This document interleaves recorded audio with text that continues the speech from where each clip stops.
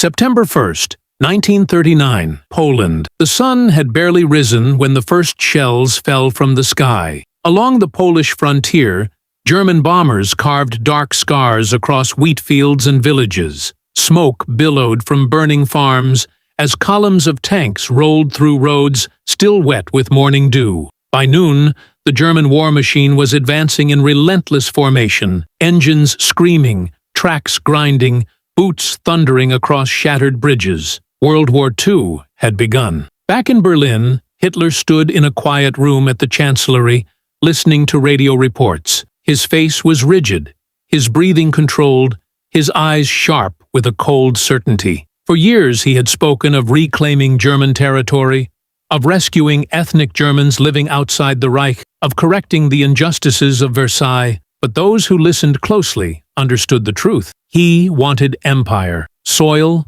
borders, power. Poland was not the end, only the beginning. Around him, his generals congratulated one another. They spoke of swift victory, of precision, of military brilliance. Hitler said little. He walked to a map pinned to the wall, tracing future lines with a steady finger. Warsaw, Paris, London, Moscow. He saw the world as a chessboard, nations as pieces, people as numbers. His worldview was vast, merciless, unshakable. He told those close to him that history favored the bold. He believed nations either expanded or died. Was he right? Many Germans thought so. In the early months, as victories poured in, Poland, Denmark, Norway, Belgium, the Netherlands, France, the Reich felt unstoppable. Crowds filled streets waving flags, cheering with renewed pride. For them, Hitler had delivered what no leader before him could: triumph. And triumph is a powerful drug. Yet beneath the celebration,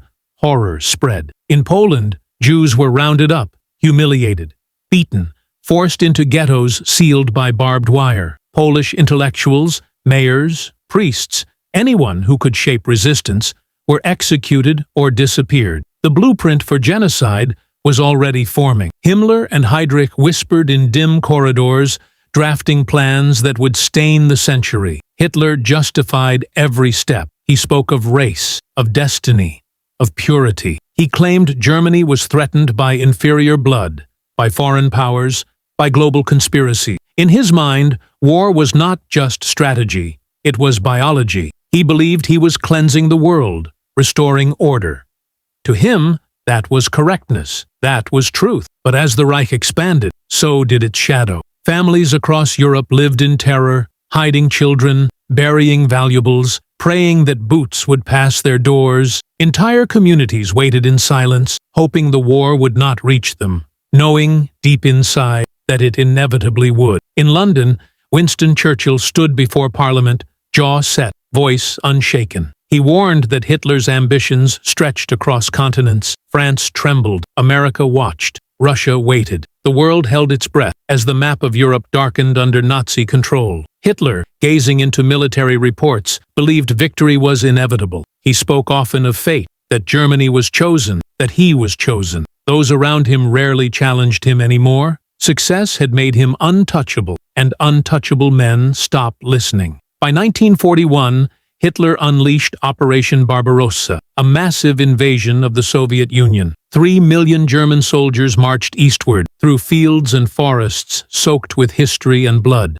They expected a quick victory. Instead, they found a winter that froze engines solid and turned soldiers into statues. Still, Hitler refused retreat. His pride commanded advance, no matter the cost. Was he right? To him, yes. To his generals, increasingly, no. To the mothers who received telegrams marked with black borders? No. To history, absolutely not. Yet the most devastating consequences were still ahead. From behind fortress walls and conference tables, Hitler continued to drive his vision toward unimaginable brutality. The final solution, a policy of systematic extermination, was now taking shape with deadly precision. Camps expanded, trains rolled, secrets deepened, the world was on fire, and the man who lit the match believed the flames made him righteous.